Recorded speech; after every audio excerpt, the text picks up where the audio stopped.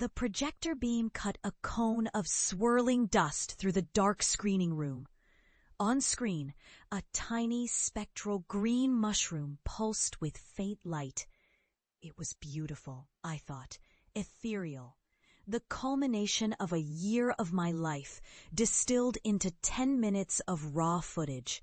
Then the lights came up. Professor Albright leaned back in his chair, the worn leather groaning in protest. He steepled his fingers, his face a mask of academic disappointment. "Leo," he began, his voice like gravel in a blender. "While the cinematography shows a certain raw potential, what is the story here? It's fungus. It glows for 10 minutes. A few of my classmates snickered. I felt a hot flush crawl up my neck. I had invited my family to this final student showcase, my mom, my sister, and my Uncle Rick. I could feel my uncle's presence behind me, solid and unimpressed as a brick wall. "It's about the hidden world," I said, my voice sounding thin. "The magic that exists right under our noses, in places like the Blue Mountains. It's a meditative piece."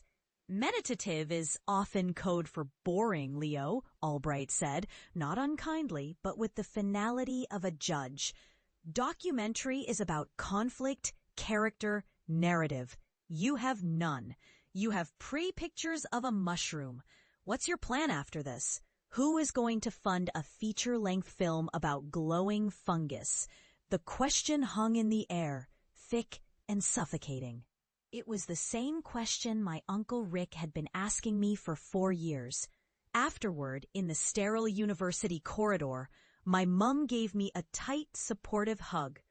"I thought it was lovely, sweetie. Very artistic." My sister nodded, but her eyes were already on her phone. Then came Rick.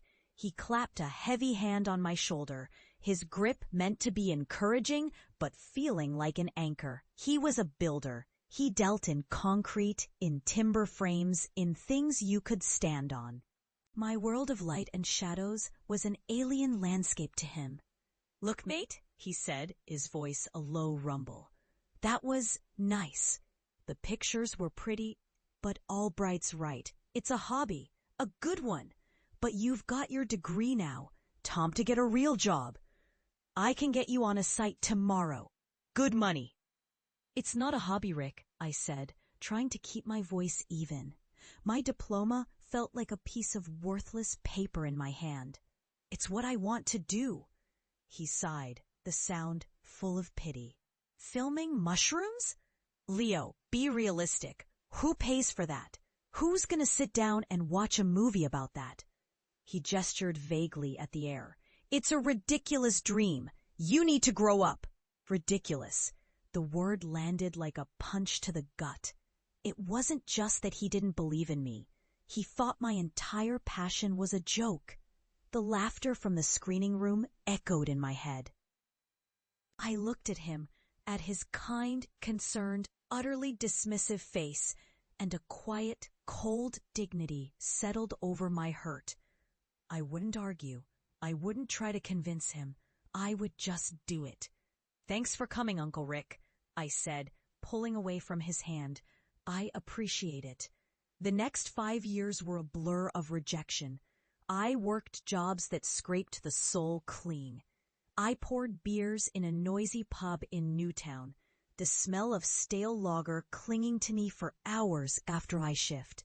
I delivered gourmet meal kits in a beat-up van, navigating the sprawling suburbs of Sydney, seeing the comfortable lives I was supposed to be building for myself.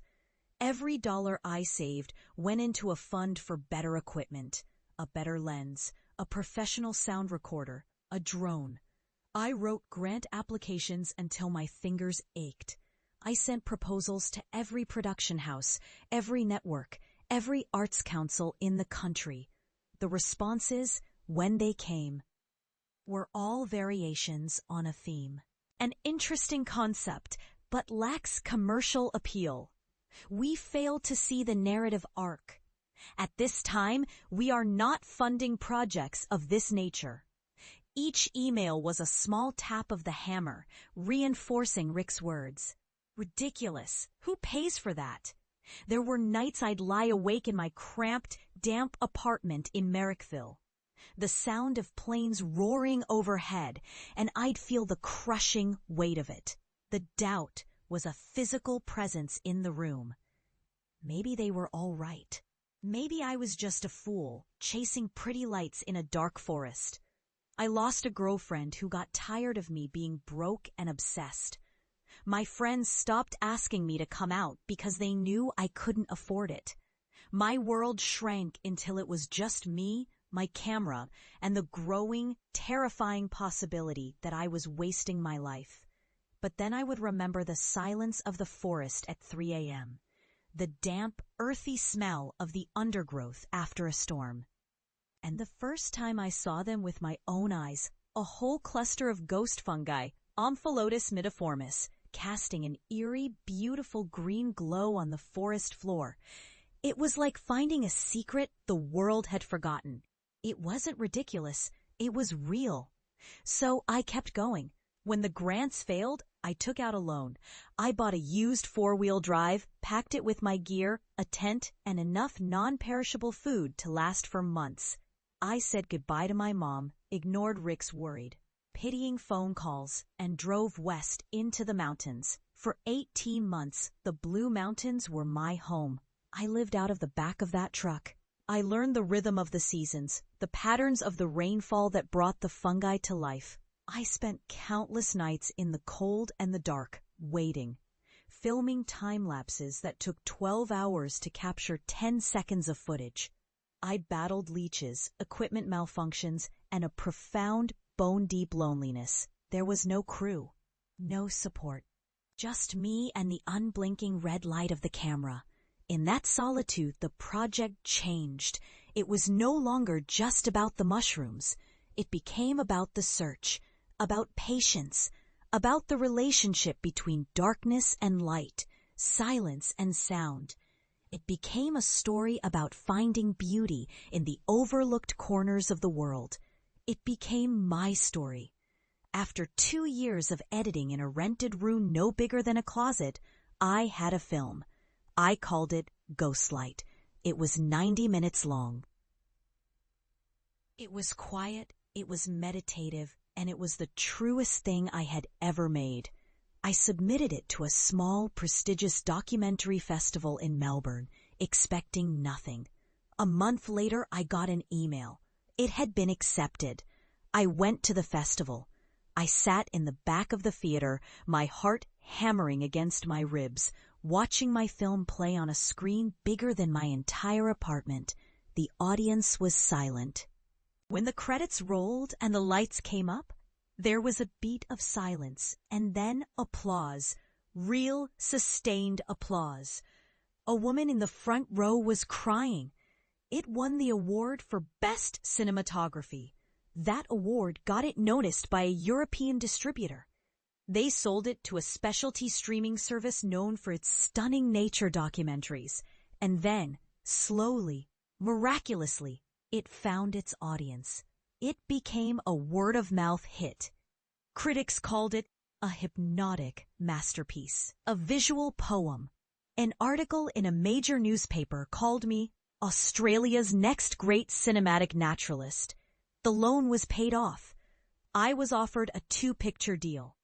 I was flown to London, to New York. I was no longer the boy with the ridiculous dream. I was a filmmaker. 7 years after that humiliating student screening, my mom was turning 60. It was a big party. A whole family affair in the backyard of the house I grew up in the suburbs north of the bridge. I hadn't been back in 2 years.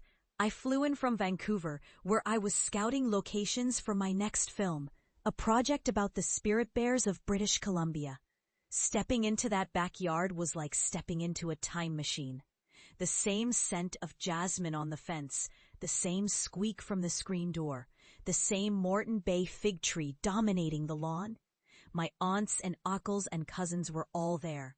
They greeted me with a new kind of respect, a slight awkwardness. They'd read the articles. They'd seen my face on a Sunday morning TV show. Uncle Rick was manning the barbecue, a stubby of beer in his